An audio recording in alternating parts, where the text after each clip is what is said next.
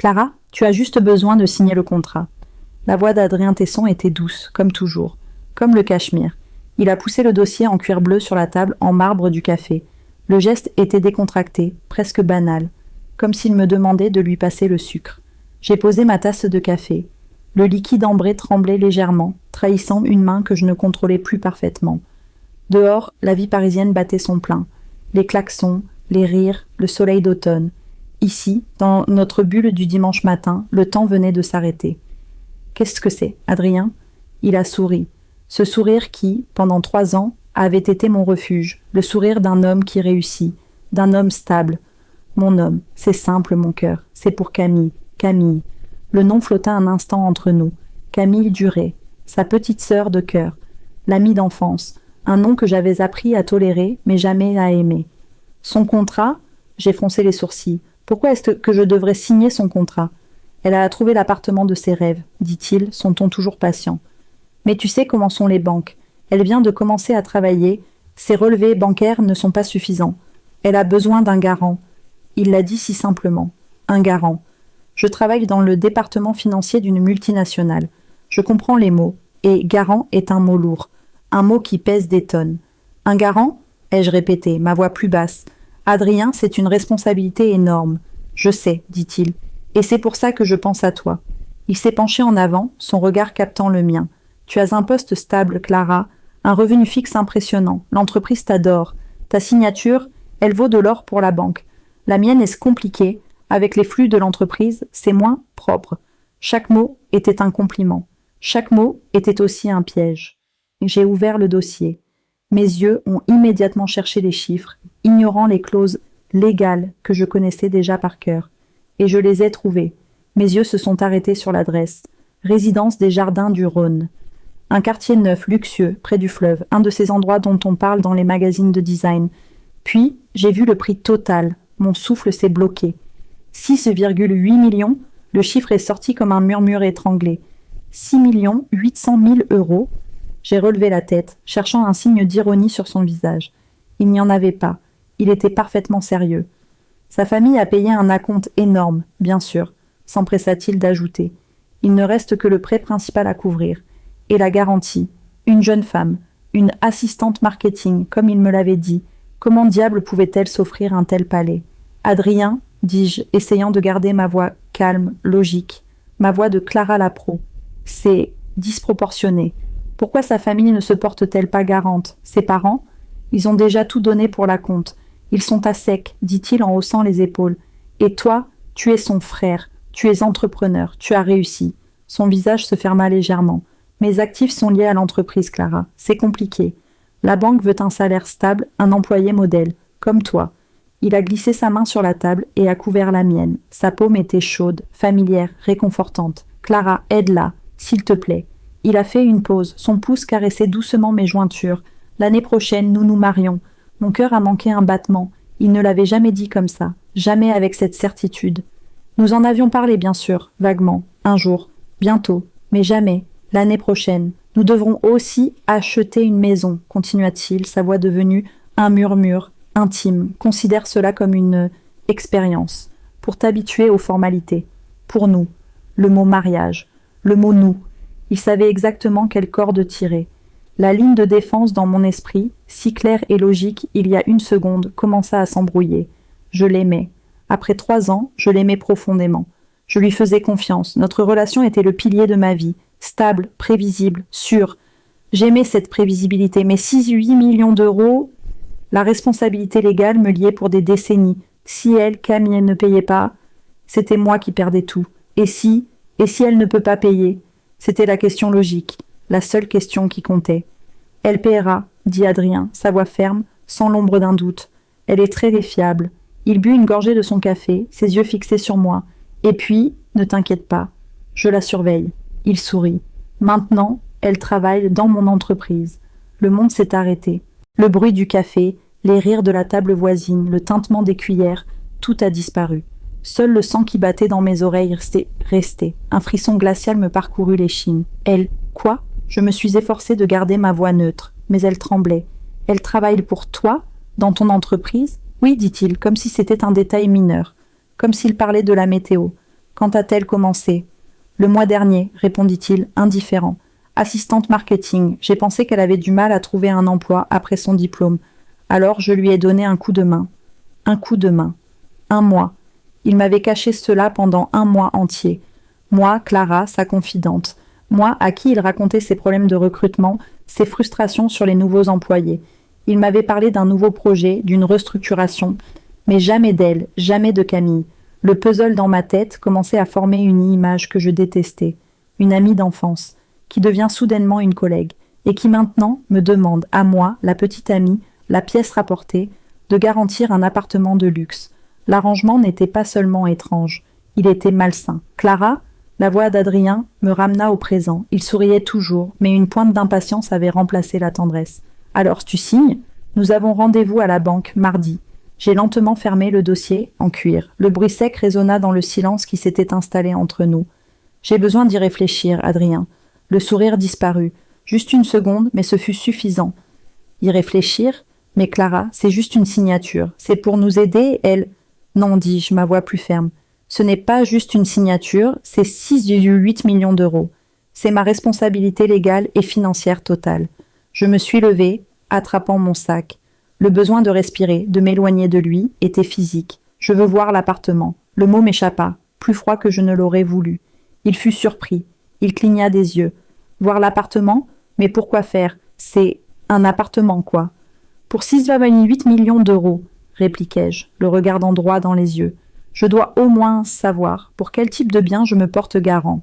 Si jamais il y a un problème, j'ai menti, je dois connaître sa valeur réelle pour la revente. C'était une demande de logique, une demande professionnelle, il ne pouvait pas refuser.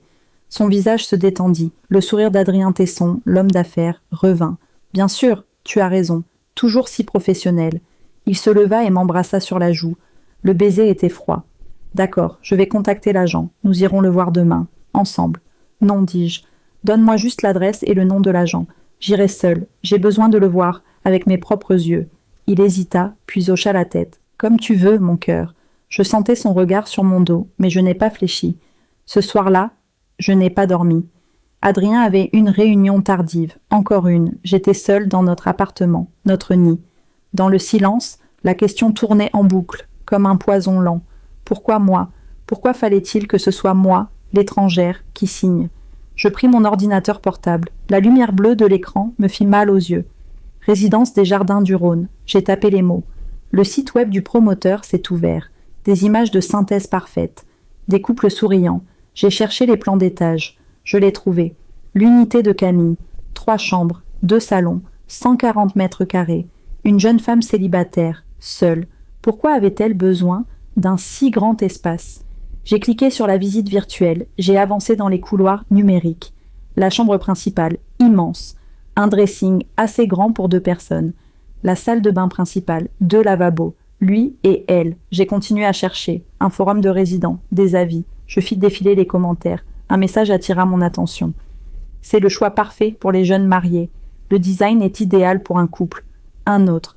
Nous avons acheté le même pour notre lune de miel, c'est un rêve. Jeune marié, couple, lune de miel, une jeune femme célibataire, achetant l'appartement de lune de miel parfait, avec l'argent garanti par la petite amie de son frère. La confiance que j'avais en Adrien, cette chose solide, construite sur 3 ans de rires, de dîners et de promesses silencieuses, elle venait de se fissurer, elle venait de se briser en 1000 morceaux. Le lendemain matin, j'ai annulé ma première réunion. J'ai envoyé un email à mon équipe invoquant un problème de plomberie urgent. C'était un mensonge facile. J'étais connue pour ma ponctualité, mon sérieux. Personne ne poserait de questions. La vérité, c'est que je ne pouvais pas respirer dans notre appartement. Adrien était rentré tard. Je ne sais pas à quelle heure. J'avais fait semblant de dormir, mon corps rigide sous la couette. Il n'avait pas essayé de me toucher. Il s'était glissé dans le lit et s'était endormi presque instantanément, son souffle régulier et paisible, le sommeil d'un homme sans soucis, ou d'un homme qui cachait parfaitement ses soucis. Je me suis levée avant l'aube. J'ai pris une douche brûlante, essayant de laver le sentiment de crasse qui me collait à la peau. J'ai choisi ma tenue avec un soin méticuleux, un tailleur pantalon gris anthracite, une chemise en soie blanche, mes talons les plus chers. Je n'allais pas visiter un appartement, j'allais en guerre. Je devais avoir l'air professionnel, inattaquable. La résidence des Jardins du Rhône était encore plus impressionnante en réalité que sur les photos. Le taxi m'a déposé devant une grille en fer forgé monumental. Derrière elle, un hall d'entrée qui ressemblait à un lobby d'hôtel 5 étoiles. Marbre partout, des compositions florales extravagantes, un silence feutré. Mon monde, celui de la finance, était confortable, mais ceci était un autre niveau. C'était le niveau d'Adrien, le niveau de l'argent ancien ou de l'argent très neuf et très rapide. Et maintenant, apparemment, le niveau de Camille Duré. J'ai vérifié le nom de l'agent qu'Adrien m'avait envoyé par texto. Monsieur Girard, agence Prestige Immobilier. Un homme mince, au sourire trop blanc et au costume trop ajusté, m'attendait dans le hall. Madame Tesson, un plaisir. Ou devrais-je dire, Madame Clara. Son sourire s'élargit. Madame Clara suffira, dis-je froidement. Je n'étais pas Madame Tesson, pas encore. Et peut-être, jamais. La pensée m'a frappée avec la force d'un coup de poing. Monsieur Duval m'a prévenu de votre visite. Il est tellement attentionné, n'est-ce pas?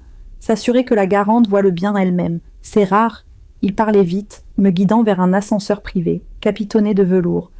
En général, le garant, eh bien, il signe et il oublie. Mais vous êtes impliqué. C'est admirable. Je n'ai rien dit. J'ai juste hoché la tête, mon visage un masque de neutralité. L'ascenseur s'éleva en silence. La cabine sentait le cuir neuf et un parfum d'ambiance coûteux. L'appartement est au 8e, continua-t-il, ignorant mon silence. Plein sud.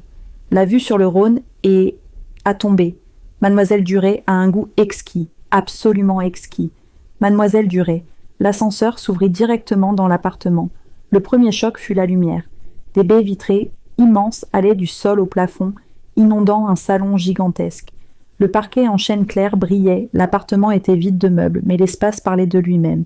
140 mètres carrés de pur bonheur, dit monsieur Girard en écartant les bras, comme un prêtre saluant son autel.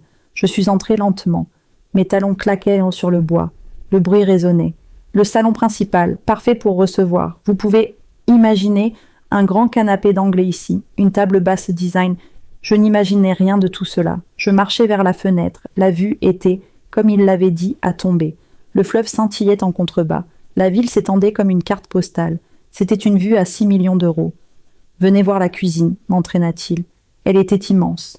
Un îlot central en marbre blanc, veiné de gris.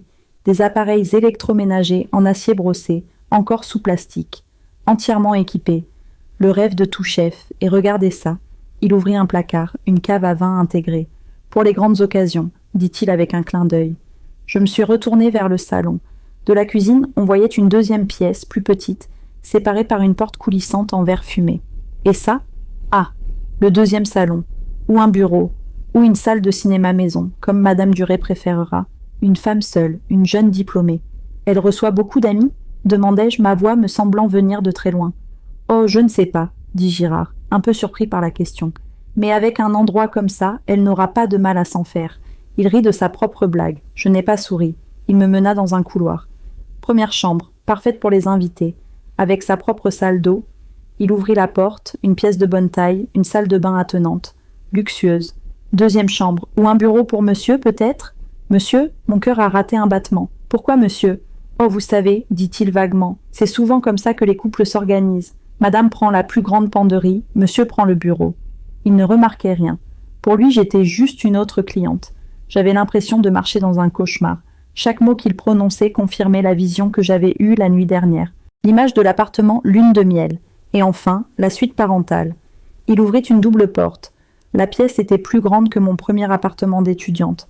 Un mur entier n'était que du verre, donnant sur un balcon privé. Mais ce n'est pas ce qui attira mon attention. C'était la porte sur la gauche. Le dressing, dit Girard, presque religieusement. J'ai poussé la porte. La pièce était longue et éclairée par des spots intégrés, des étagères, des tringles, des tiroirs en bois précieux, et elle était divisée, exactement en deux, une moitié pour lui, une moitié pour elle. Un dressing double, dis-je, ma voix, un simple souffle d'air, exactement, plus de disputes pour savoir qui prend le plus de place. Il gloussa. C'est la signature de l'architecte pour cette résidence. C'est conçu pour les couples modernes. Conçu pour les couples modernes. Je me suis retournée. De l'autre côté de la chambre, une autre porte. La salle de bain principale, j'imagine. Et quelle salle de bain? Il l'ouvrit. Du marbre blanc, partout. Une baignoire îlotte au centre, comme dans les magazines. Une douche à l'italienne assez grande pour 4 personnes. Et sur le mur du fond, au-dessus d'un long plan de travail en pierre, 2 lavabos, identiques, côte à côte, lui et elle. Je suis restée là, fixant ces 2 lavabos vides. Ils étaient un symbole, une insulte, un rappel silencieux que cet endroit n'avait jamais été destiné à une seule personne. « C'est spacieux », réussis-je à articuler. « N'est-ce pas ?»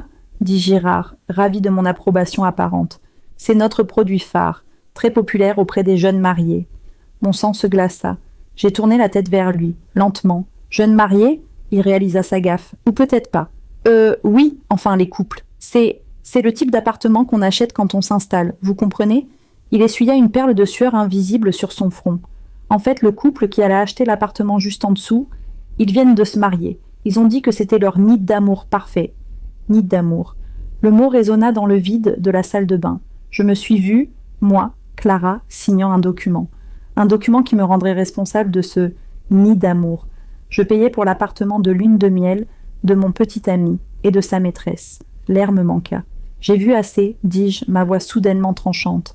Oh, mais vous n'avez pas vu la terrasse sur le toit, l'accès à la piscine privée? J'ai vu ce que j'avais besoin de voir. Je me suis dirigée vers la sortie, mais pas rapide et précis. Je n'étais plus en colère, je n'étais plus triste.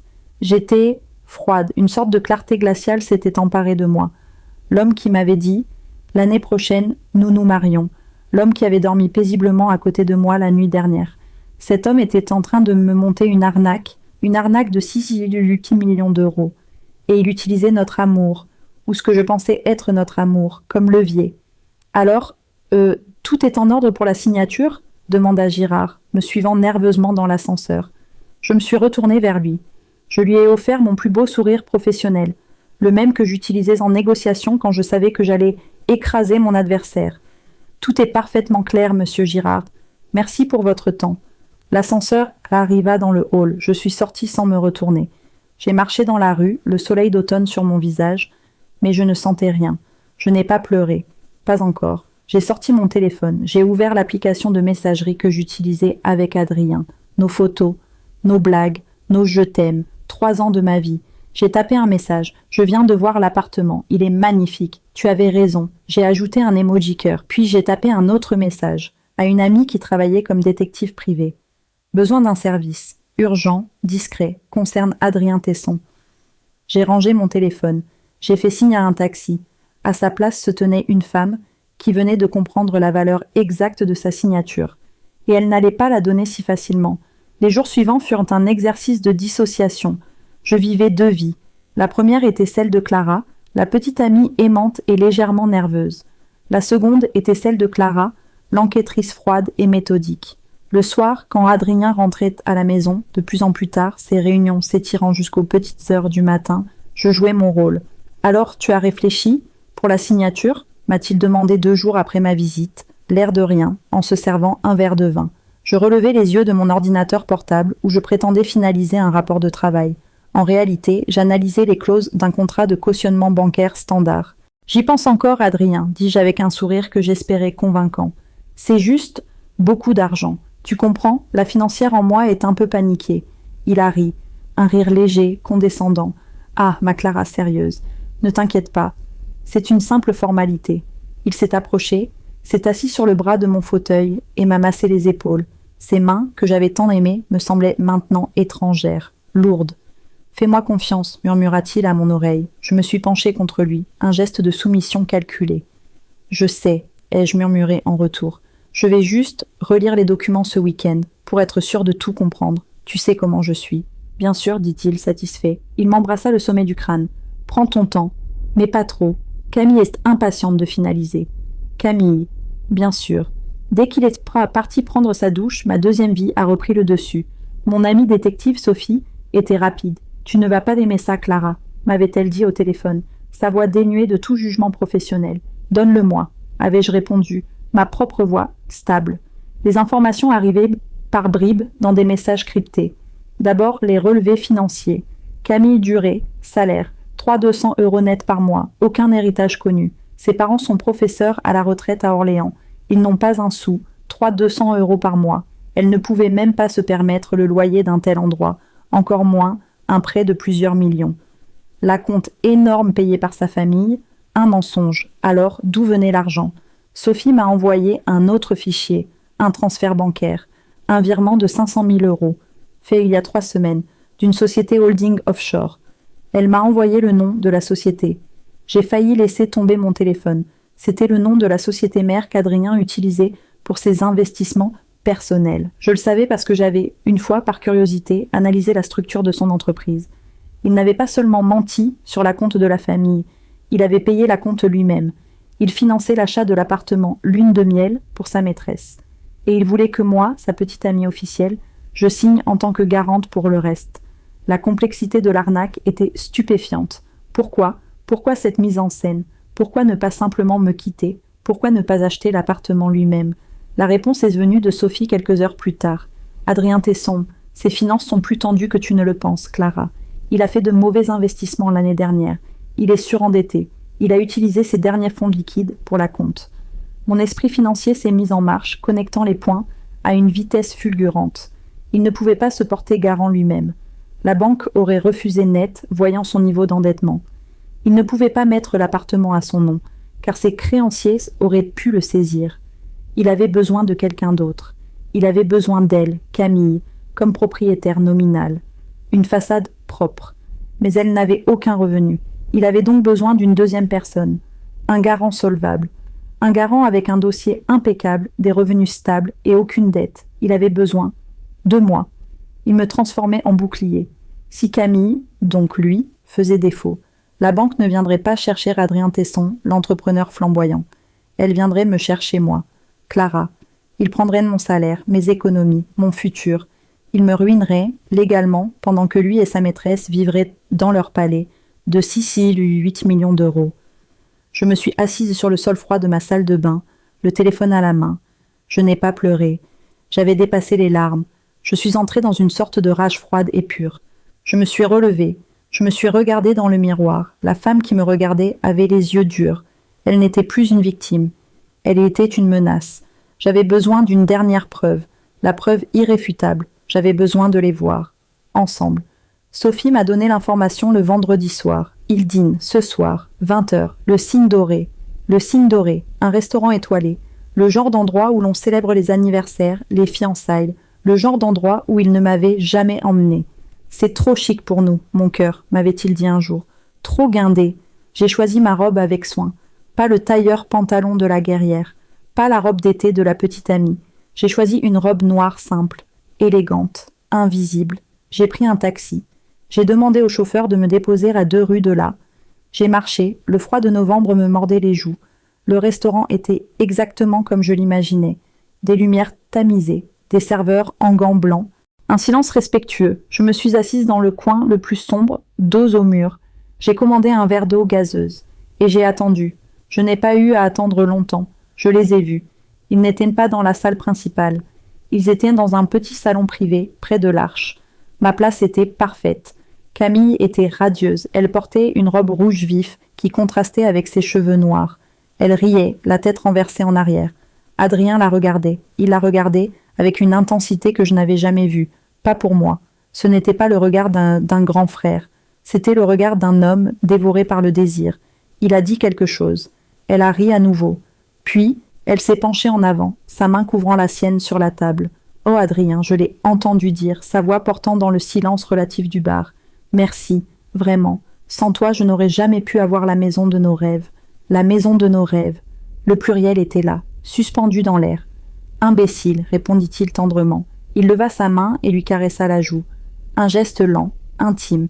Je t'ai dit que je ne te laisserai jamais tomber, depuis le premier jour. Mais elle a fait une petite moue, une moue parfaitement répétée. Et pour ta petite amie, la Clara, elle n'est pas un peu difficile pour la signature? Le sang s'est retiré de mon visage. Il parlait de moi, ici, maintenant. Adrien a gloussé. Ne t'inquiète pas pour Clara. Sa voix était légère, dédaigneuse. Elle est amoureuse, elle est simple. Elle pense que nous allons nous marier l'année prochaine. Il a ri, Camille a ri avec lui. Elle va signer, a-t-il continué, prenant une gorgée de son vin. Elle n'est qu'une formalité. Une formalité, ce mot, encore. Le mot qu'il avait utilisé pour me rassurer. Il l'utilisait maintenant pour la rassurer, elle. Le sol s'est dérobé sous mes pieds. Je me suis levée, j'ai posé un billet sur le bar et je suis sortie. Je ne sais pas comment j'allais marcher.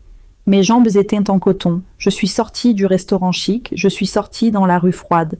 Et là, sous un lampadaire parisien qui jetait une lumière jaune et malade, le barrage a cédé. J'ai commencé à pleurer. Je pleurais pour la femme stupide et aveugle que j'avais été. Je pleurais pour les 3 années que j'avais gaspillées. Je pleurais pour l'humiliation. Elle n'est qu'une formalité. La phrase tournait en boucle. L'amour, la confiance, la stabilité, tout cela n'était qu'une illusion qu'il avait créée pour m'utiliser. J'ai pleuré sous la pluie, fine, qui commençait à tomber, l'eau se mélangeant à mes larmes, mon mascara coulant sur mes joues. Je suis restée là, au milieu du trottoir, jusqu'à ce que je sois trempée. Puis, une nouvelle pensée a émergé. Une pensée froide, une formalité. S'ils voulaient une formalité, j'allais leur en donner une. J'ai arrêté de pleurer. J'ai essuyé mon visage d'un revers de main. J'ai sorti mon téléphone. J'ai vu mon reflet dans l'écran noir. Une épave. J'ai failli appeler Adrien pour hurler, pour l'insulter. Mais mon doigt s'est arrêté. Non, je ne leur donnerai pas cette satisfaction. Je ne serai pas la petite amie hystérique. S'ils voulaient jouer, nous allions jouer. Mais selon mes règles. J'ai rangé mon téléphone. J'ai relevé la tête. La pluie me semblait maintenant purificatrice. J'ai commencé à marcher vers la maison, vers notre maison. Pour la dernière fois. L'acte I était terminé. Ma vieille vie était morte dans ce restaurant. L'acte 2 commençait, et il serait question de vengeance. Je ne sais pas combien de temps je suis restée sous la pluie. Le froid avait fini par anéantir les larmes. Il avait gelé ma peau, mais il avait aussi solidifié quelque chose à l'intérieur. La femme qui est rentrée dans l'appartement ce soir-là n'était pas celle qui en était sortie. La porte s'est fermée sans un bruit. L'appartement était silencieux. Adrien n'était pas encore rentré. Ou peut-être était-il dans la chambre, endormi, après sa grande victoire au restaurant. Je me suis déshabillée dans l'entrée, laissant mes vêtements trempés, la robe noire, mes sous-vêtements coûteux, en un tas informe sur le sol. C'était l'uniforme de mon ancienne vie. Je les ai regardés avec dégoût. Je suis allée dans la salle de bain, nue, grelottante. Le miroir m'a renvoyé une image que je ne reconnaissais pas. Mes yeux n'étaient plus bouffis de chagrin. Ils étaient vides. Et au fond, au fond de ce vide, il y avait une lueur, pas de colère. La colère est chaude. C'était une lueur froide, une lueur de calcul. J'ai pris la douche la plus longue et la plus chaude de ma vie. Je ne cherchais pas le réconfort. Je cherchais à effacer. Je frottais ma peau jusqu'à ce qu'elle soit rouge, comme pour enlever 3 ans de ses attouchements, 3 ans de ses mensonges. Une formalité. J'ai répété le mot à voix basse. Le son s'est perdu dans le bruit de l'eau. Quand je suis sortie, j'étais propre. Adrien était dans le lit. Il dormait profondément, un léger sourire aux lèvres. Rêvait-il d'elle, de leur appartement, de ma future ruine? Je me suis glissée sous les draps. La chaleur de son corps était à quelques centimètres. Autrefois, je me serais blottie contre lui. Cette nuit-là, j'ai tourné le dos, gardant chaque centimètre de mon corps pour moi-même. Je n'ai pas dormi. J'ai planifié. Le lendemain matin, je me suis levée avant lui. C'était inhabituel. D'habitude, c'est lui qui se levait le premier, l'homme d'affaires dynamique. Quand son réveil a sonné, j'étais déjà douchée, habillée et maquillée, et je préparais le café. Il est entré dans la cuisine, bâillant, frottant ses yeux. « Clara, tu es debout ?» Il semblait surpris. Je me suis retournée, et je lui ai offert le plus grand, le plus lumineux de mes sourires. « Bonjour, mon cœur », dis-je, ma voix douce comme du miel. Je lui ai tendu sa tasse. Il l'a prise, l'air méfiant. « Tu vas bien? Hier soir, J'étais fatiguée, le coupai-je, et j'ai beaucoup réfléchi. Je me suis approchée de lui. J'ai arrangé le col de son peignoir. Un geste intime, un geste que je maîtrisais. « Chérie, je suis désolée. » Son visage s'est figé. « Désolée? Désolée d'avoir été si difficile. Pour l'appartement de Camille. » J'ai baissé les yeux, jouant la culpabilité. « C'est juste que, tu sais, 6,8 millions. La financière en moi a paniqué. » J'ai relevé les yeux, m'assurant de le regarder avec une adoration totale. Mais j'ai réfléchi à ce que tu as dit, sur notre avenir, sur le mariage l'année prochaine. Le mot a fonctionné, comme je savais qu'il le ferait. La méfiance sur son visage a fondu, remplacée par un soulagement arrogant. « Clara, dit-il, posant sa tasse. » Il me prit dans ses bras. Je me suis forcée à ne pas reculer. Je me suis forcée à lui rendre son étreinte. Son corps contre le mien me donnait la nausée. « Je savais que tu comprendrais, dit-il contre mes cheveux. Il était si fier de lui. Alors, Je me suis écartée juste assez pour le regarder. « Je vais signer, dis-je. » Un éclair de triomphe pur passa dans ses yeux. Il l'a caché rapidement, mais je l'ai vu. « Vraiment, vraiment, confirmai-je. Tu as raison. C'est ta famille. Bientôt ce sera la mienne aussi. Nous devons nous entraider. »« Oh, mon cœur, c'est merveilleux !» Il m'a embrassée. C'était comme embrasser un serpent. Ses lèvres étaient humides et pressées. Je me suis concentrée sur ma respiration, comptant les secondes jusqu'à ce qu'il s'arrête. « Quand pouvons-nous le faire ?» demanda-t-il, déjà impatient. « Prenons rendez-vous. Disons, mardi prochain. J'ai une grosse réunion lundi, mais mardi après-midi, je peux me libérer. Cela me donnait 4 jours. 4 jours pour rassembler ce dont j'avais besoin. Mardi, c'est parfait, dit-il, son sourire si large qu'il menaçait de se fendre. Je vais appeler Camille. Elle sera tellement heureuse. Fais ça, dis-je doucement. Rendons-la heureuse. Il a attrapé son téléphone, m'a donné un autre baiser rapide et s'est précipité dans la chambre pour s'habiller, composant déjà son numéro. « Tu es la meilleure, Clara. Je t'aime, » m'a-t-il lancé par-dessus son épaule. « Moi aussi je t'aime, » ai-je répondu au vide de la cuisine.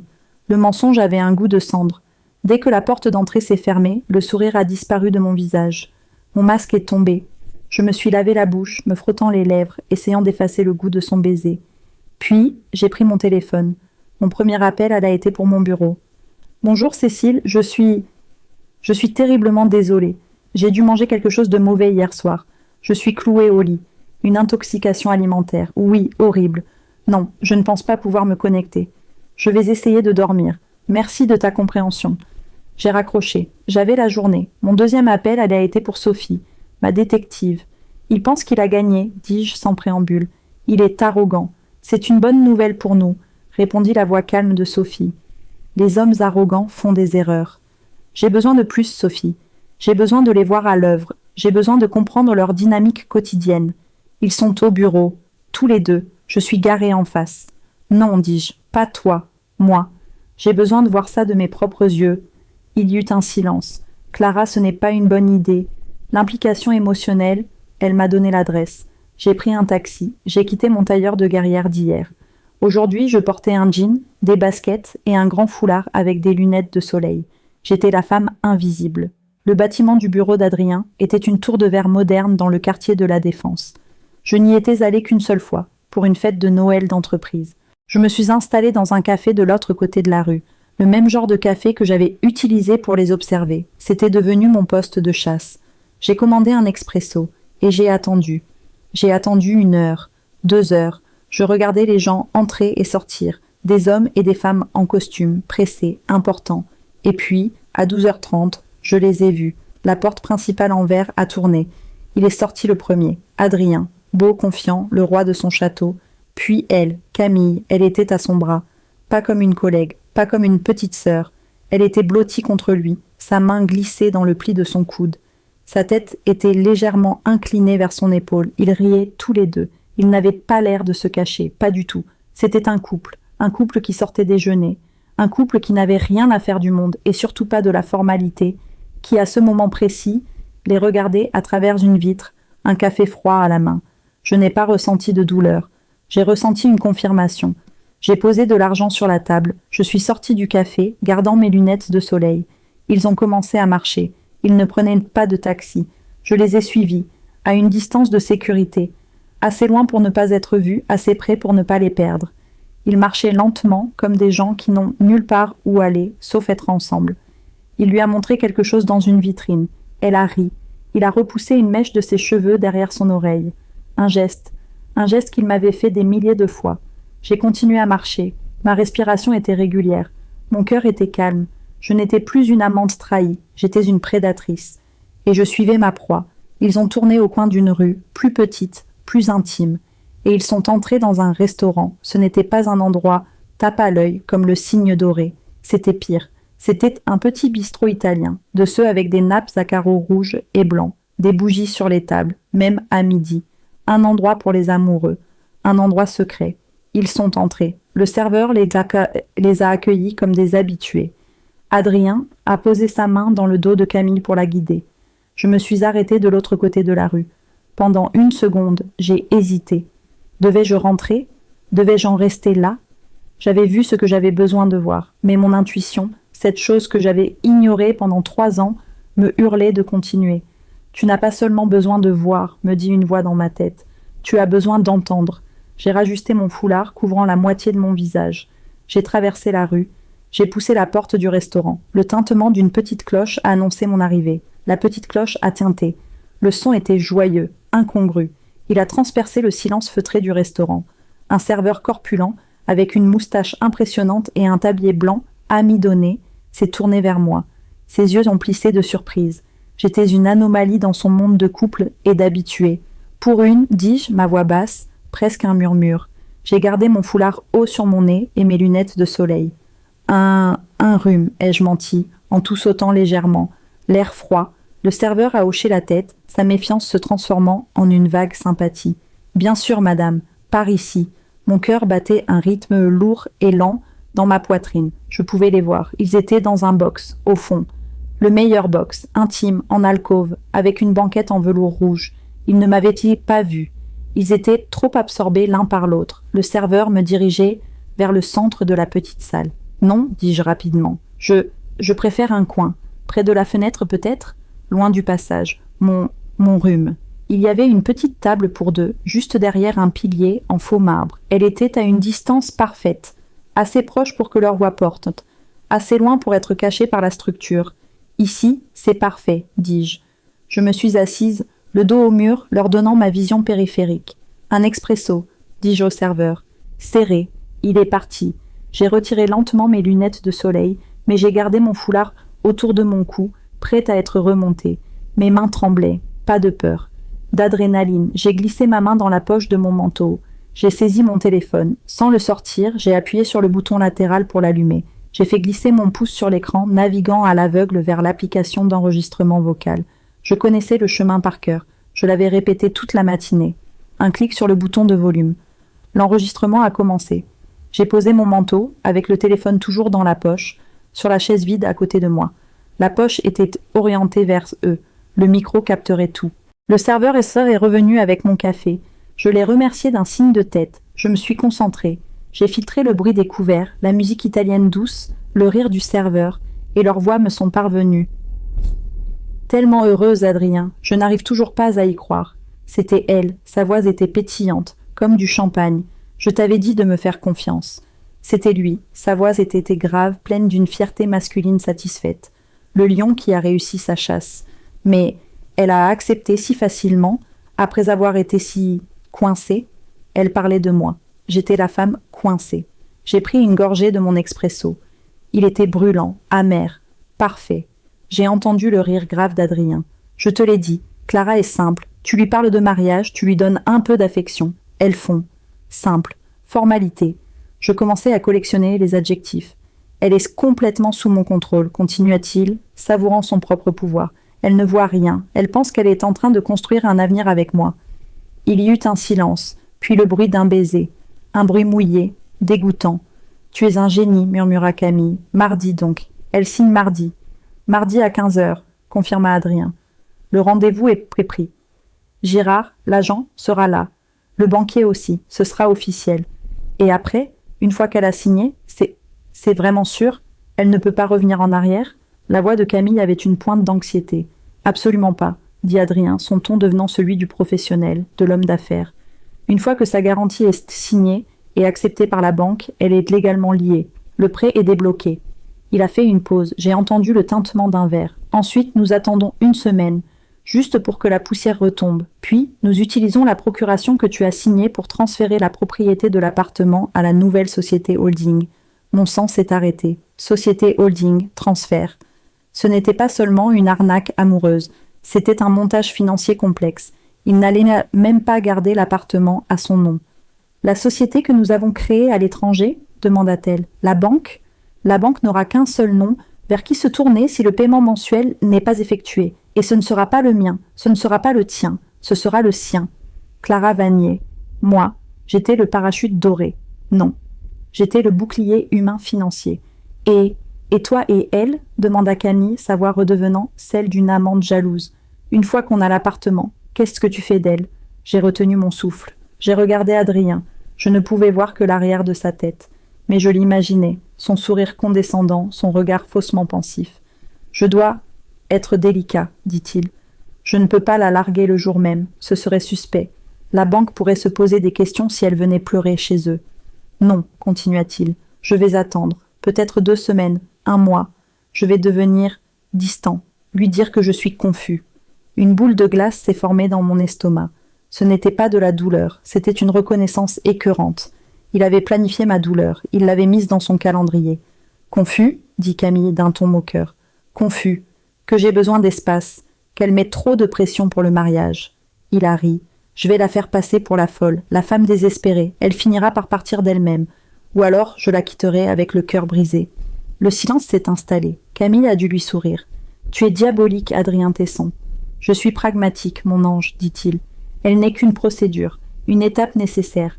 Et mardi, cette étape sera terminée. Une procédure. J'avais mon mot. Celui-là, il était encore pire que formalité. Une formalité, c'est rapide. Une procédure, c'est long, clinique et sans émotion. J'étais une procédure. J'ai levé ma tasse de café. Mes mains ne tremblaient plus du tout. Je l'ai portée à mes lèvres. Et j'ai bu le liquide froid et amer. Je les ai regardés. Adrien avait passé son bras autour des épaules de Camille. Elle avait posé sa tête sur son épaule. Ils étaient parfaits. Un couple parfait, planifiant leur avenir parfait, construit sur ma ruine. À notre nid d'amour, murmura Camille, levant son verre d'eau. À notre nid, répondit-il. J'avais entendu tout ce dont j'avais besoin, et mon téléphone aussi. J'ai attrapé mon manteau. J'ai glissé ma main dans la poche, arrêtant l'enregistrement. J'ai sauvegardé le fichier, le renommant procédure. Je me suis levée, j'ai posé un billet de 20 € sur la table pour mon café à 3 €. Je me suis dirigée vers la sortie, mon foulard toujours en place. Je suis passée juste à côté de leur box. Ils étaient si absorbés l'un par l'autre qu'ils n'ont pas levé la tête. Adrien caressait sa main sur la table. Pendant une fraction de seconde, une impulsion sauvage m'a traversée. L'envie de m'arrêter, de me retourner, de leur jeter mon café au visage, de hurler, de lui montrer l'enregistrement. Alors, Adrien, toujours confus, mais non. Ce serait une victoire chaude, une victoire émotionnelle, et je ne voulais plus d'émotion. Je voulais une victoire froide, une victoire légale, une victoire totale.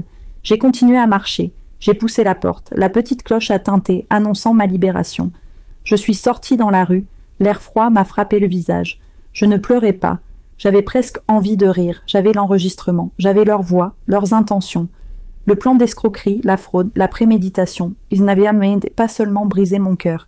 Ils avaient commis un crime, et je venais d'en récupérer la preuve irréfutable. Une procédure, ai-je murmuré pour moi-même. J'ai sorti mon téléphone, j'ai regardé le fichier audio, mon arme. J'ai marché dans la rue, non pas comme une victime, mais comme une avocate se préparant pour le procès de sa vie. J'avais 4 jours. 4 jours pour transformer ma douleur en un plan de bataille parfait. Bataille parfait. Mardi, à 15 h, ils attendaient une formalité. Ils attendaient une procédure. Ils n'avaient aucune idée de ce qui allait leur arriver. Je marchais. Mes pas étaient rapides, rythmés. Je n'étais pas une victime fuyant une scène de crime. J'étais une avocate quittant une audience, le dossier de la victoire sous le bras. Mon téléphone était lourd dans la poche de mon manteau. Procédure Wave. Le fichier audio était ma bombe. Adrien Tesson, Camille Duret. Je me suis surprise à sourire, un sourire glacial qui tirait la peau de mon visage. Je les avais sur une bande, la fraude. L'escroquerie en bande organisée, la préméditation, la manipulation, tout était ça là. Elle est simple, une formalité. Je vais la faire passer pour la folle. Chaque mot qu'ils avaient prononcé n'était plus une blessure, c'était un clou de plus pour leur cercueil légal et social. J'avais presque hâte d'être à mardi, 15 h. La scène se jouait dans ma tête, moi entrant dans la banque, eux souriants, impatients, le banquier, l'agent immobilier, et moi posant mon téléphone sur la table. Avant de signer, j'aimerais vous faire écouter quelque chose. Leur visage quand ils comprendraient qu'ils étaient finis. Ce fantasme m'a porté pendant 3 pâtés de maison. Je marchais si vite que j'avais chaud, malgré l'air froid de novembre. Et puis le ciel s'est déchiré. Ce n'était pas une pluie fine. Ce fut une rupture, une cataracte d'eau glacée qui s'est abattue sur Paris, comme si le ciel lui-même venait de se souvenir de toute sa misère. En 1 seconde, j'ai été trempée. Le premier choc fut physique. L'eau s'est infiltrée dans mon foulard, a coulé le long de mon cou, sous ma chemise. Le froid était si soudain, si brutal, qu'il m'a coupé le souffle. J'ai haleté, m'arrêtant net au milieu du trottoir. Les gens couraient, ouvraient leurs parapluies, se pressaient sous les auvents. Moi, je suis restée immobile. Et avec le froid, l'adrénaline de la victoire, cette chaleur stratégique qui m'avait empli, s'est évaporée. Elle a été lavée. Et en dessous, il y avait la douleur brute. Ce n'était pas la victoire qui me réchauffait, c'était le choc. Maintenant, le choc était passé, et il ne restait que la réalité. Tu lui parles de mariage. Elle fond. Ma gorge s'est serrée, complètement sous mon contrôle. Mes jambes ont commencé à trembler. Je me suis réfugiée sous le porche d'un immeuble haussmannien, me pressant contre la porte en bois massif. La pluie formait un rideau gris devant moi, et dans le reflet sombre de la vitre de la porte, j'ai vu la femme que j'étais, une épave, trempée. Le mascara que j'avais mis ce matin pour jouer mon rôle de petite amie aimante coulait maintenant en ruisseau noir sur mes joues. Mes cheveux étaient collés à mon crâne. Je ressemblais exactement à ce qu'il avait prévu. La folle. Le mot m'a frappé. Je me suis appuyée contre la porte, le souffle court. Ce n'était pas la perte de l'amour qui me faisait mal. L'amour était mort bien avant, dans ce restaurant chic où il m'avait appelé formalité. Ce n'était pas la trahison. La trahison était un fait, clinique et froid. C'était l'humiliation. L'humiliation absolue d'avoir été si aveugle. L'humiliation d'avoir cru à l'année prochaine, nous nous marions. L'humiliation de savoir qu'il m'avait embrassée ce matin, ses lèvres encore sales, des baisers de Camille, et que j'avais joué le jeu. L'humiliation de savoir qu'il pensait que j'étais simple. Il n'avait pas seulement volé mon avenir financier, il avait volé mon passé. Il avait transformé 3 ans de ma vie en une blague, mes souvenirs. Ce week-end à Deauville, cet anniversaire où il m'avait offert ce collier. Ces nuits passées à parler de nos futurs enfants. Tout était un mensonge. Il n'avait pas seulement joué un rôle, il m'avait fait jouer le rôle de l'idiote. Et j'avais été si douée. Les larmes sont venues. Elles n'étaient pas douces, ni tristes. Elles étaient brûlantes. Des larmes de rage, des larmes d'une honte si profonde qu'elles me rongeaient les os. Elles se mélangeaient à un chaud de pluie sur mon visage. Je pleurais pour la femme que j'avais été. Cette femme confiante, intelligente, qui travaillait dans la finance, qui analysait des risques toute la journée. Cette femme qui avait analysé tous les risques, sauf lui. Je me suis laissé glisser le long de la porte, m'accroupissant dans l'ombre du porche. J'ai sorti mon téléphone. Mes doigts tremblaient, cette fois de fureur. L'écran était mouillé. J'ai ouvert mes contacts. Son nom était là. Adrien. Le cœur rouge me regardait, moqueur. Mon pouce a plané au-dessus du bouton d'appel. L'envie était si forte qu'elle s'était physique, une démangeaison dans ma gorge. L'envie de l'appeler, de hurler, de lui faire écouter, d'envoyer procédure WAV dans notre conversation WhatsApp. J'imaginais son visage, la panique, le sang quittant ses joues. J'imaginais sa voix, bégayant, essayant de nier. Écoute ça, espèce de salaud. Écoute-toi. Écoute comme tu es petit. Je voulais sa douleur. Je la voulais maintenant. Je voulais qu'il sache qu'il n'avait pas gagné. Je voulais qu'il sache que je savais. Je voulais détruire ce sourire suffisant qu'il avait ce matin. Je voulais qu'il sache qu'il ne coucherait pas paisiblement ce soir, rêvant de sa victoire. J'ai appuyé sur le nom. L'écran a changé. Appeler Adrien, mon doigt s'est déplacé vers le bouton vert. Une seconde de plus et ma victoire froide serait devenue une vengeance chaude et stupide. Et puis, sa propre voix a résonné dans mon esprit. Je vais la faire passer pour la folle. Si j'appelais maintenant, si je hurlais, si j'envoyais ce fichier, que ferait-il? Il nierait. Il dirait que j'avais mal compris. Il dirait que c'était une blague. Il dirait que j'étais paranoïaque. Il effacerait tout. Il dirait à Camille de se taire. Il irait à la banque avant moi. Il leur raconterait que sa petite amie était instable, qu'elle faisait une crise de jalousie. Il me décrédibiliserait. Et j'aurais l'air de quoi? J'aurais l'air de la folle, de l'amante hystérique, de la femme simple et émotive qui avait tout gâché par impulsion. Il gagnerait. Il me réduirait exactement au stéréotype qu'il avait créé pour moi. J'ai regardé la pluie tomber. Lentement, très lentement. J'ai retiré mon pouce de l'écran. J'ai appuyé sur « Annuler ». J'ai regardé à nouveau son nom. Adrien. J'ai appuyé sur « Modifier ». J'ai effacé le. J'ai effacé Adrien. J'ai tapé un nouveau nom. Procédure. J'ai enregistré. Le contact était maintenant classé sous P. Je me suis relevée. Mes jambes étaient faibles. Absolument se fait parmi les blessures et censé se mes chansons et elles sont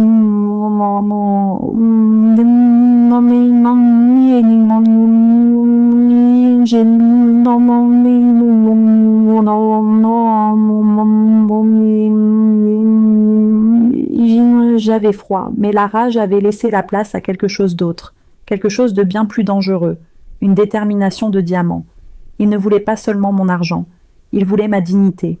Il voulait ma réputation. Il voulait me détruire et me faire passer pour la cause de ma propre destruction. Il m'avait sous-estimé. Il m'avait appelé simple. Il allait t'apprendre. Ils allaient tous apprendre. Le combat n'était plus de savoir qui avait raison. Le combat était de savoir qui resterait debout. J'ai quitté l'abri du porche. J'ai commencé à marcher, en plein sous l'averse. Je n'ai pas cherché de taxi. Je voulais que l'eau glacée me garde éveillée. Je voulais me souvenir de chaque seconde de cette douleur, de cette humiliation. Car c'était cette humiliation qui allait être mon carburant. Mardi, 15 heures. Ce n'était plus un fantasme de vengeance. C'était un rendez-vous professionnel. J'allais préparer mon dossier. J'allais préparer mes témoins. Et j'allais démanteler Adrien Tesson, pièce par pièce. Pas en tant que son amante, mais en tant que la procédure qu'il n'avait jamais vue venir. La pluie avait cessé lorsque je suis arrivée devant notre immeuble. Je me sentais comme une étrangère. J'ai utilisé ma clé. La serrure a tourné. Le son m'était familier, mais il appartenait à une autre vie. Une vie qui avait pris fin cet après-midi, dans un bistrot italien. L'appartement était plongé dans l'obscurité. Il n'était pas rentré. Je suis allée directement à la salle de bain. J'ai allumé la lumière. Le miroir ne mentait pas. La folle, j'ai vu la femme qu'il voulait que je sois. Yeux rouges, mascara en larmes noires, cheveux collés au visage, lèvres pâles. J'ai vu l'image parfaite de l'amante hystérique et trahie. Non, ai-je murmuré à mon reflet. Ma voix était rauque à cause du froid. Je ne leur donnerai pas cette satisfaction. J'ai commencé méthodiquement. J'ai retiré mes vêtements trempés. Je ne les ai pas mis dans le panier à linge. Je les ai roulés en boule et je les ai jetés directement dans la poubelle de la salle de bain. C'était la peau de la victime. Je n'en avais plus besoin. Je suis entrée sous la douche. L'eau bouillante, je ne cherchais pas le réconfort. Je cherchais à anesthésier. Quand je suis sortie, ma peau était rouge vif, mais mon esprit était clair. J'ai séché mes cheveux. Je me suis maquillée, légèrement, naturellement. La femme dans le miroir était maintenant calme. Les yeux étaient clairs. Il n'y avait plus de traces de larmes. Il n'y avait plus de traces de la folle. J'ai enfilé un pull en cachemire doux, un pantalon de yoga confortable. Je suis allée dans la cuisine. J'ai préparé une camomille, puis je me suis assise à mon bureau. Le week-end commençait. J'avais du travail. D'abord la sécurité. J'ai allumé mon ordinateur, j'ai branché mon téléphone, j'ai transféré le fichier. Procédure WAV. Je l'ai sauvegardé. Pas une fois, 5 fois. Une copie sur mon disque dur, une copie sur un cloud crypté, une copie sur une clé USB que j'ai cachée dans un vieux livre. Une copie envoyée à mon adresse e-mail professionnelle avec pour objet un titre de projet anodin et une dernière copie envoyée à Sophie, ma détective. Le message disait « Assurance vie, si quelque chose m'arrive ou si je disparais, ouvre ceci et donne-le à la police. » Et à la presse. Sa réponse fut instantanée. « Reçu. Sois prudente, Clara. Prudente. » La prudence était mon nouveau nom. Ensuite, le plan. J'avais l'arme, j'avais la bombe, mais une bombe lancée au mauvais moment par la mauvaise personne pouvait m'exploser au visage. Il m'avait traité de simple, mais il était pragmatique. Je devais être plus pragmatique que lui. J'ai ouvert un nouveau document. Plan d'action, réunion du mardi. J'ai listé les participants. Adrien Tesson, le criminel, Camille Duré, la complice, Monsieur Girard, l'agent immobilier, témoin. Le banquier, la cible, témoin. Moi, la procédure. Quel était mon objectif? Leur faire du mal? Oui. Les humilier? Absolument. Mais cela ne suffisait pas. L'humiliation est une émotion. Elle passe. Je voulais la restitution. Je voulais la justice. Je voulais qu'il tombe, non pas socialement, mais légalement. Je voulais que le banquier, l'homme qui allait approuver le prêt, comprenne qu'il avait failli être complice d'une fraude. Je ne devais pas arriver en hurlant. Je devais arriver comme une professionnelle de la finance. Je devais présenter un risque. Mon téléphone a sonné. C'était lui. Procédure. J'ai regardé le nom clignoter. J'ai pris une grande inspiration. J'ai décroché. Mon cœur n'a pas accéléré. J'étais fière de moi. Bonsoir, mon cœur. Ma voix était douce. Peut-être un peu fatiguée. Clara, j'ai essayé de t'appeler. Tu n'as pas répondu de l'après-midi. Sa voix était enjouée. La voix de l'homme qui a tout gagné. Je sais, je suis désolée, ai-je dit, injectant une dose de faiblesse dans ma voix. L'intoxication alimentaire, elle m'a complètement vidée. J'ai dormi toute la journée. J'ai utilisé le même mensonge que j'avais donné à mon bureau. Les bons menteurs gardent leurs histoires simples et cohérentes. J'apprenais vite. Oh, ma pauvre chérie. Sa sympathie était si fausse qu'elle me donnait la nausée. Tu te sens mieux? Un peu. Je viens de prendre une douche. J'allais me coucher. N'attends pas. Repose-toi, dit-il. Je vais être un peu en retard. Une urgence au bureau. Ne m'attends pas. Une urgence. J'ai regardé l'horloge, 21h30. Son urgence avait un nom. Elle s'appelait Camille. Il célébrait la simple Clara qui avait dormi toute la journée, trop malade pour penser, pendant qu'il planifiait dans sa ruine. D'accord, ai-je murmuré, comme une enfant obéissante. Ne rentre pas trop tard. Je t'aime, Clara. Le mot étant tombé dans le silence. Moi aussi, ai-je menti. Repose-toi bien, au travail. J'ai raccroché. Je n'ai pas pleuré. Je n'ai pas cassé d'objet. Je suis retournée à mon plan. Le week-end fut le plus long de ma vie. Ce fut mon chef-d'œuvre de performance. Adrien est rentré tard vendredi, sentant le parfum de Camille et le vin cher. Il s'est glissé dans le lit. J'ai fait semblant de dormir. Le samedi, elle a été l'amant parfait. Il m'a apporté le petit déjeuner au lit, pour ma pauvre malade. Il m'a souri, ce sourire que j'avais cru être mon soleil. Je lui ai souri en retour. « Tu es trop bon pour moi, Adrien. » Il a ri. « Rien n'est trop bon pour toi, mon cœur, surtout après ta grande nouvelle. » J'ai joué la confusion. « Quelle nouvelle ?» Ta décision, pour mardi. Tu ne sais pas à quel point cela compte pour moi. Pour Camille, elle était si stressée. J'espère qu'elle se sent mieux maintenant, dis-je, ma voix un modèle de bienveillance. Oh oui, elle est soulagée. J'ai bu mon café. Il avait un goût de victoire. Il a passé la journée à me toucher. Sa main sur mon genou pendant que nous regardions un film. Son bras autour de mes épaules, dans la cuisine. Chaque contact était une brûlure, une violation. Je me suis concentrée sur ma respiration. J'ai imaginé que j'étais une actrice. J'ai imaginé que c'était mon rôle. J'ai imaginé les Oscars. Tu penses à quoi m'a-t-il demandé alors que j'étais immobile sur le canapé. À mardi, ai-je dit honnêtement. Il s'est tendu. Tu doutais encore? Je me suis tournée vers lui. J'ai posé ma main sur sa joue. Non, ai-je dit. Je pense juste à après, quand tout sera réglé. Après? Tu m'as parlé de mariage. J'ai laissé la phrase en suspens, vulnérable. Le soulagement sur son visage fut comique. Bien sûr, dit-il en me serrant contre lui. Dès que cette affaire était classée. Nous partirons en week-end, loin de tout. Juste toi et moi.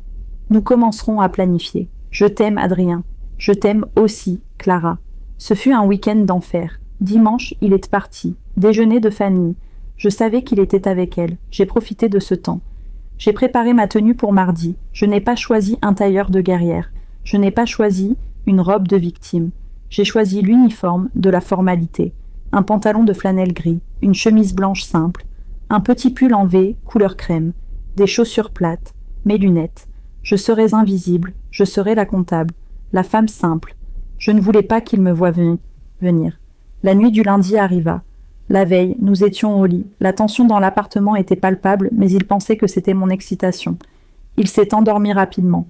Le sommeil de l'homme arrogant, sûr de sa victoire. Moi, je n'ai pas dormi. Je suis restée là, dans le noir, écoutant sa respiration régulière. Je l'ai regardé. Pendant 3 ans, cet homme avait été mon monde. Cette nuit, il n'était plus rien. Il n'était pas un monstre. Il n'était pas le diable. Il était juste une erreur de calcul, une mauvaise colonne dans mon bilan. Et mardi, j'allais clôturer les comptes. Je n'avais pas de haine. La haine était une émotion trop forte. Je n'avais que de la résolution. Adrien Tesson, Camille Duré. Ils attendaient une signature. Ils attendaient que la procédure se termine. Ils n'avaient aucune idée que la procédure, c'était moi. Et que je n'étais pas là pour signer un document. J'étais là pour signer leur fin. Le réveil a sonné. Mardi, 7h du matin. C'était le jour du jugement. Mardi matin. La lumière qui filtrait à travers les stores était grise, métallique. Un temps de novembre parfait pour une exécution. Adrien s'est réveillé, comme un enfant, le matin de Noël. Il était plein d'une énergie nerveuse, sifflotant en prenant sa douche, vérifiant sa cravate 10 fois dans le miroir. « C'est un grand jour, dit-il, en passant à côté de moi dans la cuisine. Je buvais ma tisane, mon visage une toile blanche. Pour Camille, oui, répondis-je calmement. Pour nous, corrigea-t-il, me donnant une tape sur la fesse. C'est la dernière chose qui bloque. Après ça, le ciel est dégagé. Le ciel est dégagé. Il a pris son café d'une traite. Alors le plan, dit-il, devenant soudainement l'homme d'affaires. Je dois voir un client ce matin. Je ne veux pas que Camille soit seule. Peux-tu la retrouver pour déjeuner? Juste pour la rassurer. Elle est encore un peu nerveuse à l'idée de rencontrer le banquier. Il voulait que je tienne la main de sa maîtresse. Il voulait que je la rassure avant de me poignarder dans le dos. Le culot de cet homme était abyssal. C'était presque admirable. Je levai les yeux de ma tasse. Adrien, je ne suis pas sûre. C'est un peu gênant. Je ne la connais pas si bien. C'était le test parfait. Est-ce que la simple Clara se rebellerait? S'il te plaît, mon cœur, dit-il, son ton devenant suppliant. Il prit mes mains. Fais-le pour moi. Elle t'admire tellement. Elle te voit comme une grande sœur. Une grande sœur. Je suis passée de la folle à la grande sœur. J'ai soupiré. Un soupir de martyr. D'accord, dis-je. Pour toi. Où? Parfait. Vous êtes les meilleurs. Il m'embrassa. Un baiser sec sur le front et partit.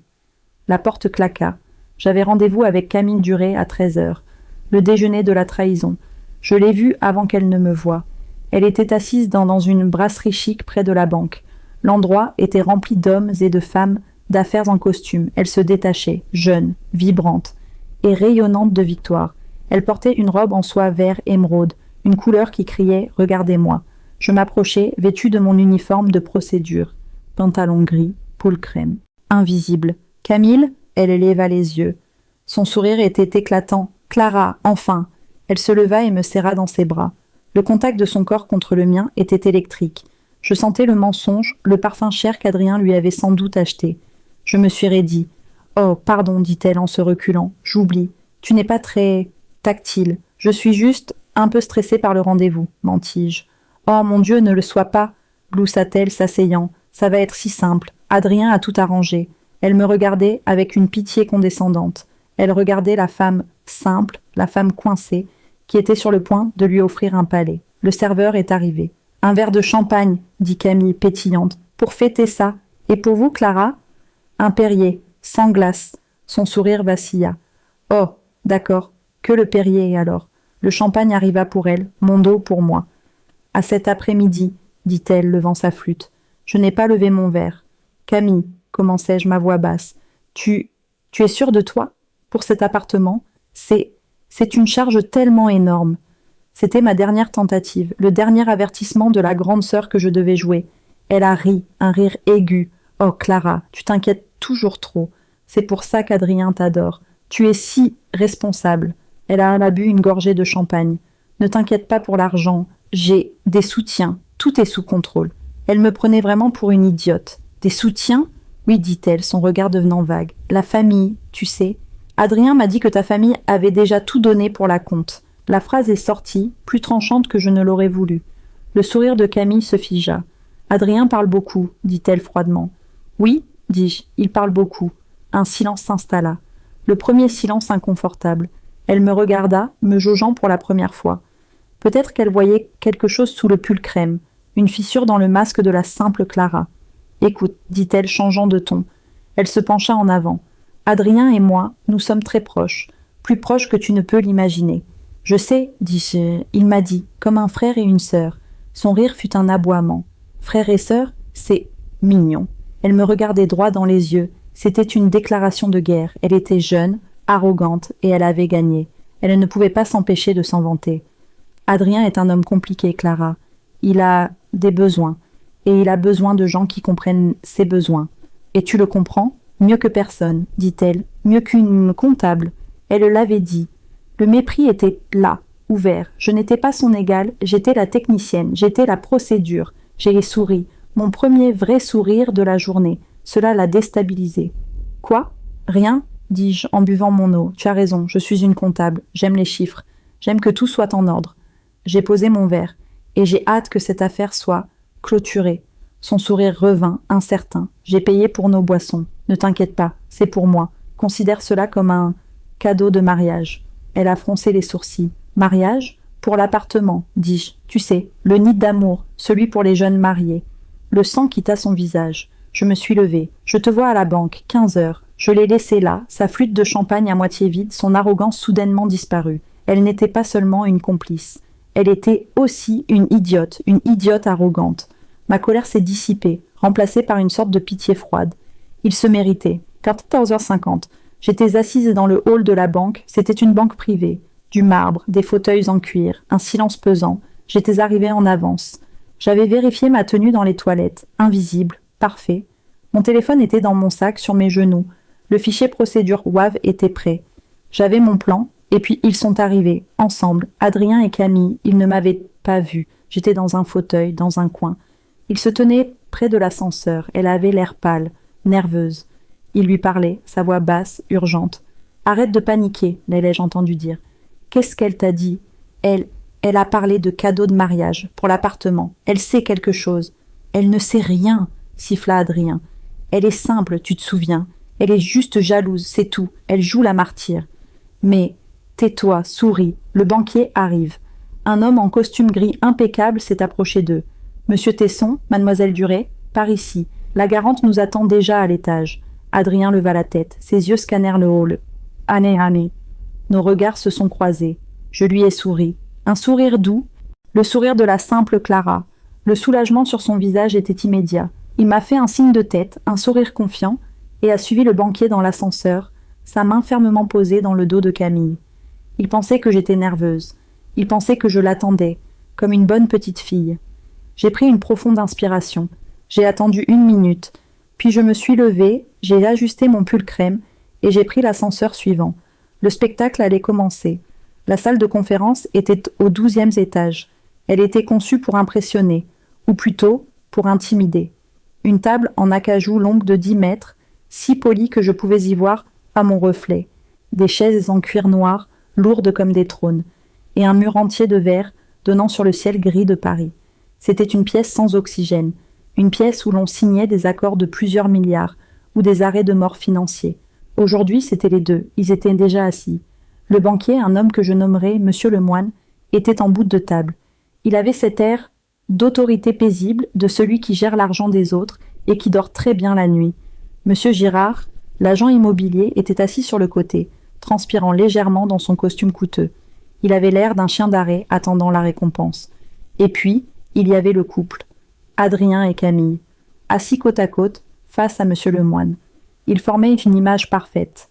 Le jeune entrepreneur à succès et sa protégée radieuse.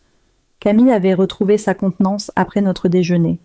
Elle souriait au banquier, ses yeux brillants d'excitation. Adrien, lui, était le portrait même de la confiance. Il avait posé son porte-document en cuir sur la table. Il était chez lui. L'assistante de Monsieur Lemoine m'a fait entrer. « Madame Clara Vanier », a-t-elle annoncé. Tous les regards se sont tournés vers moi. J'ai senti le poids de leurs attentes. Adrien m'a souri, un sourire de soulagement. La simple. Clara était là. La procédure était arrivée. « Clara, mon cœur, dit-il, se levant à moitié. Viens, assieds-toi. » Il a indiqué la chaise vide à côté de Camille. Il voulait que je m'assoie avec eux. Faisant front commun, j'ai ignoré le siège. J'ai marché lentement et je me suis assise de l'autre côté de la table, directement en face d'eux. Seul, le sourire d'Adrien s'est figé une seconde. Camille a froncé les sourcils. J'ai posé mon sac sur le sol, à côté de moi.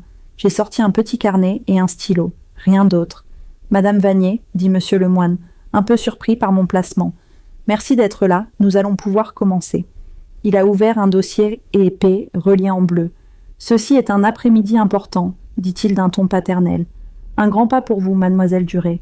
Oh oui, souffla Camille, je suis tellement... Merci. Nous avons examiné tous les documents, continua le moine. L'apport initial de mademoiselle Duret, ses fiches de paye de l'entreprise de monsieur Tesson. Il a sorti un document. Et bien sûr, le dossier de madame Vanier. Il a levé les yeux vers moi. Un regard approbateur. Et quel dossier! Impressionnant. Un revenu stable, des économies substantielles, aucun passif. Vous êtes, madame Vanier, la Garante parfaite. Je vous l'avais dit Adrien en riant. Elle est parfaite. J'ai souri, un simple hochement de tête. Bien, dit le moine. C'est une procédure standard. Monsieur Girard a les documents finaux de la propriété. La banque ici a l'accord de prêt. Et mademoiselle Duret, voici votre accord de prêt hypothécaire principal. Il a fait glisser un document vers Camille. Et ici, il a sorti un autre document, plus fin, mais infiniment plus lourd. C'est l'acte de cautionnement solidaire. Le document pour vous, madame Vanier. Il l'a fait glisser sur l'acajou poli. Il a traversé la table. Il s'est arrêté juste devant moi. Je l'ai regardé. Le papier, le stylo que monsieur Lemoine m'a tendu. C'est une lecture assez dense, dit-il, mais en résumé, cela signifie que vous vous portez garante pour la totalité du montant. 6,8 millions d'euros, plus les intérêts, sur la durée de 30 ans. Il a souri. Une simple formalité, comme on dit. Le mot. Une simple formalité. J'ai levé les yeux de la page. J'ai regardé Adrien. Il me souriait, m'encourageant. « Vas-y, mon cœur. » J'ai regardé Camille. Elle se rongeait une cuticule, mais elle souriait. J'ai regardé monsieur le moine. Si vous voulez bien signer, ici et ici, dit-il, en pointant les cases. J'ai pris le stylo. Il était lourd, froid. Adrien a expiré, un souffle de soulagement. J'ai posé la pointe du stylo sur le papier. Et puis, je l'ai reposé. Je me suis penché en arrière sur ma chaise. Avant de signer, dis-je, ma voix calme résonnant dans le silence. J'ai juste une ou two questions pour clarifier. Le silence est devenu lourd. Le sourire d'Adrien s'est crispé. Des questions, Clara, nous en avons parlé. J'ai ignoré Adrien. J'ai regardé monsieur le moine. C'est mon côté financier, excusez-moi, dis-je avec un petit rire autodépréciateur. Je suis une comptable, vous savez. Je vois des risques partout. Le moine hocha la tête, professionnel.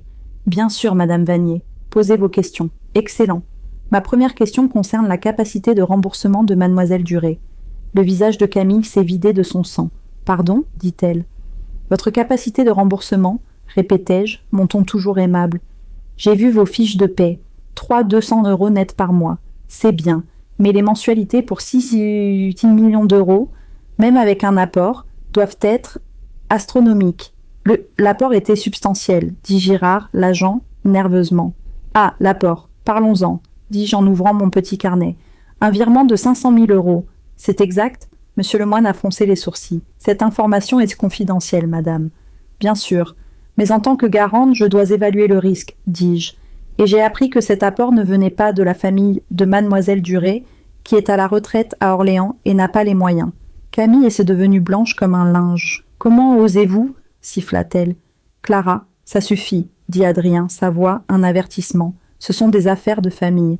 Précisément, dis-je, des affaires de famille. Monsieur le moine, j'ai des raisons de croire que ces 500 000 € proviennent d'une société holding offshore appartenant à Monsieur Tesson. Girard a lâché un petit « Oh ». Monsieur le moine s'est tourné vers Adrien. Son visage n'était plus paternel, il était glacial. « Monsieur Tesson, est-ce vrai ? Avez-vous structuré un autofinancement de l'apport pour votre employé ?» Le mot « fraude » n'a pas été prononcé, mais il flottait dans l'air. « C'est un prêt !» s'exclama Adrien, essayant de reprendre le contrôle. « Un prêt personnel. Ce n'est pas illégal. » Cela change radicalement le profil de risque du prêt, monsieur Tesson, dit le moine froidement, et cela aurait dû être déclaré. Mademoiselle Duré, vous avez signé un document attestant que l'apport était un don familial. Camille a commencé à trembler. Mais ce n'est pas tout, continuai-je, ma voix toujours douce. J'ai sorti mon téléphone de mon sac. Je l'ai posé sur la cajou polie. Clara, qu'est-ce que tu fais ? Grogna Adrien. Range ça. Tu es en train de tout gâcher. Tu es hystérique. Hystérique, répétai-je. La folle, la femme simple. J'ai levé les yeux vers lui. Pour la première fois, j'ai laissé la glace paraître. Ma deuxième question, monsieur le moine, concerne l'intention. L'intention ? L'intention de mademoiselle Duré et de monsieur Tesson de ne jamais rembourser ce prêt. L'intention de transférer la propriété de cet appartement à une autre société holding, une semaine après l'obtention du prêt.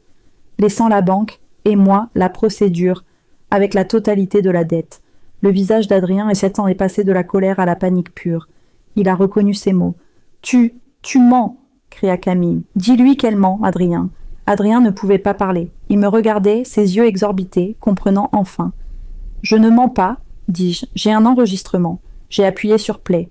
J'ai mis le volume, pas fort, juste assez pour la table. Mon téléphone était un bon téléphone. Le son était parfaitement clair. La petite cloche du bistrot italien n'a pas retenti, juste leur voix. Simple, tu lui parles de mariage. Elles font. Le visage de monsieur le moine s'est pétrifié, complètement sous mon contrôle. Adrien a tenté de se lever, peut-être pour attraper le téléphone. « Je ne ferai pas ça, monsieur Tesson, » dit le moine d'une voix qui aurait pu geler l'acier. « Asseyez-vous. » Adrien est retombé sur sa chaise. La voix de Camille a rempli la pièce. « Et après, une fois qu'elle a signé, qu'est-ce que tu fais d'elle ?» J'ai regardé Camille. Elle pleurait, silencieusement. De grosses larmes de panique coulant sur son maquillage parfait. Et puis, la voix d'Adrien, le plan. « Je vais la faire passer pour la folle, la femme désespérée. Elle n'est qu'une procédure, une étape nécessaire. » J'ai appuyé sur pause. Le silence dans la pièce était absolu, assourdissant. Girard, l'agent, avait l'air d'avoir envie de vomir. Monsieur le moine, le banquier, a lentement joint ses mains sur son bureau. Il ne me regardait pas. Il regardait Adrien. « Monsieur Tesson, dit-il, sa voix si basse que c'en était terrifiant. Je crois que ce rendez-vous est terminé. Ce n'est pas ce que vous croyez, bégaya Adrien. C'est un malentendu. Elle nous a piégés. Un malentendu ? Le moine s'est levé. Ce que j'entends, C'est une conspiration en vue de commettre une fraude bancaire, une escroquerie, utiliser une garante solvable avec la préméditation de la faire défaut. Il s'est tourné vers moi. Madame Vanier, je vous présente mes excuses. Vous avez sauvé cette banque, et vous-même, d'une situation désastreuse. J'ai hoché la tête. J'ai repris mon téléphone. J'ai repris mon carnet. Je me suis levée. Adrien m'a regardé. Son visage était un masque de haine et de peur. Clara, sa voix était un souffle. Ne fais pas ça. Pense à nous. J'ai ri. Un petit rire sec. Pensez à nous, dis-je. Il n'y a jamais eu de nous, Adrien. Il n'y avait que toi. Et ta procédure. Je me suis tournée vers Camille, qui sanglotait dans ses mains. J'espère que le champagne en valait la peine, lui dis-je doucement. Puis je me suis tournée vers monsieur Lemoine. Merci pour votre temps, monsieur. Je retire bien entendu ma proposition de garantie. J'ai repoussé l'acte de cautionnement solidaire sur la table. Et monsieur Lemoine, ajoutai-je, comme une pensée après coup, j'enverrai une copie de cet enregistrement, ainsi qu'une transcription complète, à votre département juridique. En tant que comptable, j'aime que les choses soient en ordre. Ce sera apprécié, madame Vanier. J'ai marché vers la porte. Clara, attends, a crié Adrien. C'était un cri désespéré. Je me suis arrêtée. Je ne me suis pas retournée. Juste une dernière chose, monsieur Tesson, dis-je, ma main sur la poignée. Quoi? Vous avez raison sur un point. Je suis simple. J'ai ouvert la porte. Et vous? Vous êtes tout simplement fini. Je suis sortie. Je n'ai pas fermé la porte. Alors que je marchais dans le couloir de marbre, j'ai entendu le début des cris. C'était la voix de monsieur Lemoine, appelant la sécurité. Je n'ai pas souri. Je suis entrée dans l'ascenseur, j'ai appuyé sur le bouton du rez-de-chaussée. La procédure était terminée. Le couloir était silencieux. Mes pas sur le marbre étaient le seul son. Ils étaient réguliers, calmes. Derrière la porte de la salle de conférence, le silence avait été rompu. J'entendais une voix élevée, celle de Lemoine, et quelque chose d'autre. Un son étranglé, qui pouvait être un sanglot de Camille ou un cri de rage d'Adrien. Cela n'avait plus d'importance. Je n'ai pas couru, je n'ai pas fui. J'ai marché jusqu'à l'ascenseur, j'ai appuyé sur le bouton descente. Les portes en laiton poli se sont ouvertes. Je suis entrée, les portes se sont refermées, et le son de la destruction au 12e et 16e étage a été coupé net. Il y avait un miroir dans l'ascenseur. J'ai regardé la femme qui s'y reflétait. La procédure, le pull crème, le pantalon gris, les lunettes, pas un cheveu de travers, pas de larmes, pas de mascara qui coule. J'ai vu la femme qui l'avait sous-estimée, la femme qui l'avait appelée simple. Un léger sourire a touché mes lèvres. C'était un sourire privé, juste pour moi. L'ascenseur est arrivé au rez-de-chaussée avec un digne discret. Le hall de la banque était toujours aussi silencieux. Le temple de l'argent était imperturbable. J'ai traversé le hall. Mes talons claquaient. 1, 2. 1, 2. Chaque pas était une affirmation. Je n'étais plus la femme invisible que j'avais prétendu être. Je suis arrivée devant les immenses portes tournantes en verre et laiton. Je les ai poussées, et je suis sortie dans le monde réel. Le choc. L'air de Paris en novembre. Froid, humide, chargé d'odeurs de pots d'échappement et de café. Il m'a frappé au visage. C'était comme respirer pour la première fois. Les bruits de la ville m'ont enveloppé. Klaxon, sirène au loin, le brouhaha de la foule sur le boulevard. Je suis restée immobile sur le trottoir pendant une longue seconde. Je venais de faire exploser une bombe de 6,8 millions d'euros. J'avais détruit 2 vies, j'avais sauvé la mienne, et le monde continuait. Un bus est passé, m'éclaboussant presque. Une femme m'a bousculé en s'excusant. La vie continuait. Je n'ai pas pleuré, je n'ai pas ressenti de triomphe. Ce que je ressentais, c'était le vide. Mais ce n'était pas un vide effrayant, c'était un vide propre.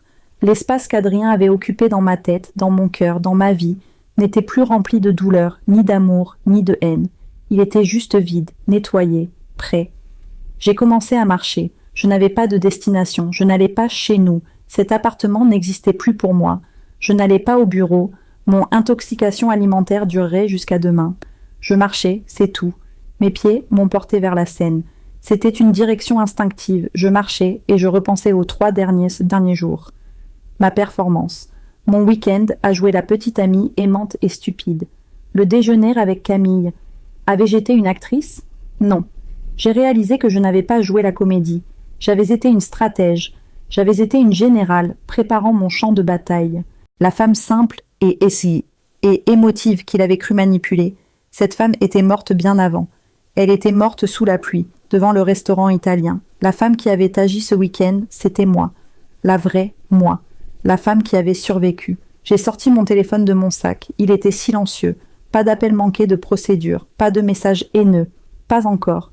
Mais la panique viendrait, les tentatives de manipulation, les supplications, les menaces. J'ai regardé le contact. Procédure. J'ai appuyé sur modifier. J'ai appuyé sur bloquer ce contact. Puis, ce n'était pas assez. J'ai débloqué. J'ai appuyé sur supprimer ce contact. Le nom, le numéro, les 3 ans de messages, les photos, les « je t'aime ». Êtes-vous sûr de vouloir supprimer ce contact et son historique de conversation? J'ai appuyé sur supprimer et il a disparu. Il n'était plus une procédure. Il n'était plus rien. Je suis arrivée sur le pont des Arts. Je me suis arrêtée au milieu. La rivière coulait en dessous, grise et puissante. J'ai regardé l'eau. Pendant 3 ans, j'avais vécu ma vie en m'excusant. Je m'étais excusée d'être trop sérieuse. Je m'étais excusée d'être la comptable. Je m'étais excusée de ne pas être l'amante passionnée et insouciante que je pensais qu'il voulait. Je m'étais excusée d'exister, d'une manière qui ne correspondait pas parfaitement à son monde. J'avais essayé de me tordre, de me plier, pour rentrer dans la petite boîte qu'il m'avait assignée. La simple Clara, la formalité, la procédure. Et le moment de ma véritable libération, ce n'était pas quand j'avais appuyé sur play. Ce n'était pas quand j'avais marché hors de cette salle de conférence. C'était maintenant, ici, sur ce pont, avec le vent froid qui me fouettait le visage. Le vent soufflait mes cheveux, et je ne me sentais pas petite. Je ne me sentais pas comme une victime. Je me sentais solide. J'étais là, j'occupais de l'espace, et je n'avais plus besoin de la permission de personne pour le faire. J'ai regardé Notre-Dame en reconstruction au loin. Elle aussi, elle avait été brisée, et elle se relevait. J'ai souri, un vrai sourire cette fois. Il n'était pas pour un public, il n'était pas pour un homme, il était pour moi. J'ai sorti mon téléphone à nouveau, j'ai ouvert mes messages. J'ai envoyé un texto à Sophie. C'est fait, je t'invite à dîner ce soir, le restaurant le plus cher de la ville. Sa réponse fut instantanée. J'apporte le champagne. J'ai rangé mon téléphone, j'ai respiré. L'air était froid, mais il était bon. Je me suis retournée et j'ai continué à marcher. Je ne savais pas où j'allais, mais pour la première fois de ma vie, cela n'avait aucune importance, parce que je savais enfin qui j'étais. Je n'étais pas une procédure, et je n'étais plus une remplaçante. Le véritable éveil d'une femme ne vient pas de la trahison. Il vient du moment où elle choisit de ne plus s'excuser d'exister.